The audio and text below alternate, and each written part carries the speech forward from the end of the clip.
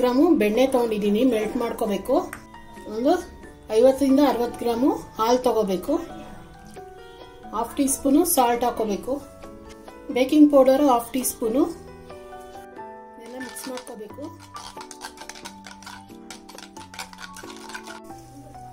150 gram ಮೈದಾ ತಗೊಂಡಿದ್ದೀನಿ, ಇದನ್ನ ಹಾಕೋಬೇಕು. ಜಲ್ದಿ ಆಡ್ಕೊಂಡಿರ್ಬೇಕು ಮೈದಾ. 1 ಟೇಬಲ್ ಸ್ಪೂನು ಬಿಳಿ ಎಳ್ಳು, 1.5 ಟೀ ಸ್ಪೂನು oregano ಇದೆಲ್ಲ ಮಿಕ್ಸ್ ಮಾಡ್ಕೋಬೇಕು. ಸ್ವಲ್ಪ ಕರಿಬೇವಿನ ಸೊಪ್ಪು ಹಾಕೋಬೇಕು, ಚಾಪ್ ಮಾಡಿರೋದು. ಕೈಯಲ್ಲಿ ಕಲಿಸ್ಕೊತೀನಿ. ಇನ್ನೂ ಸ್ವಲ್ಪ ಡ್ರೈ ಅನ್ಸರೆ ಇನ್ನೊಂದು ಸ್ಪೂನ್ ಹಾಲು ಹಾಕೋಬಹುದು. ನಾವು ಪೂರಿ ಹಿಟ್ಟು ಅದಕ್ಕೆ ಕಲ್ಸ್ಕೊಂತೀವಲ್ಲ, ಅದಕ್ಕೆ ಕಲ್ಸ್ಕೋಬೇಕಿದ್ನ.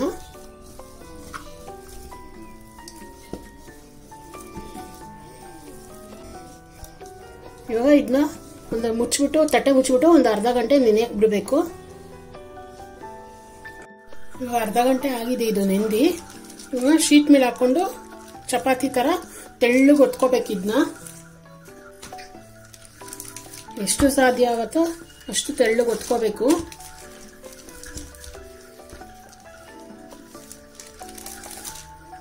ಈ ತರ ಸ್ಪೂನ್ ಇರುತ್ತೆ, ಇದ್ರಲ್ಲಿ ಕಟ್ ಮಾಡ್ಕೋಬಹುದು, ಇಲ್ಲಾಂದ್ರೆ ಚಾಕೋಲ್ ಕಟ್ ಮಾಡ್ಕೋಬಹುದು.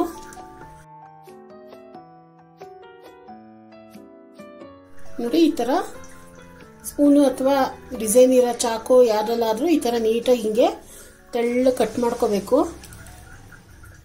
ಸ್ಕ್ವೇರು ಅಥವಾ ರೆಕ್ಟ್ಯಾಂಗಲ್ ಯಾವ್ದಾದ್ರು ಪರವಾಗಿಲ್ಲ.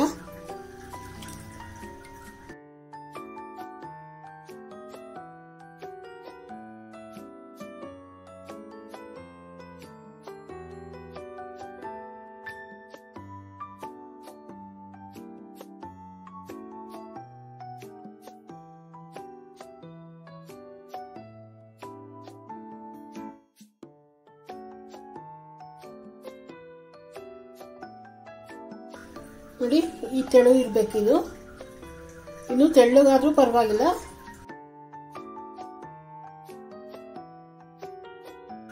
ಇವಾಗ ಇದನ್ನೆಲ್ಲ ಬೇಕಿಂಗ್ ಟ್ರೇಗೆ ಜೋಡಿಸ್ಕೊಂತೀನಿ.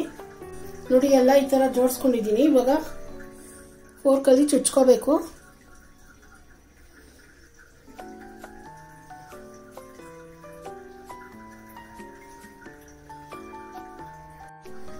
$180 ಡಿಗ್ರಿ ಪ್ರೀ ಹೀಟೆಡ್ ಅವನ್ ಅಲ್ಲಿ ಒಂದು 15 ರಿಂದ 17 ಮಿನಿಟ್ಸ್ ಒಳಗೆ ಬೇಕ್ ಮಾಡ್ಕೋಬೇಕು.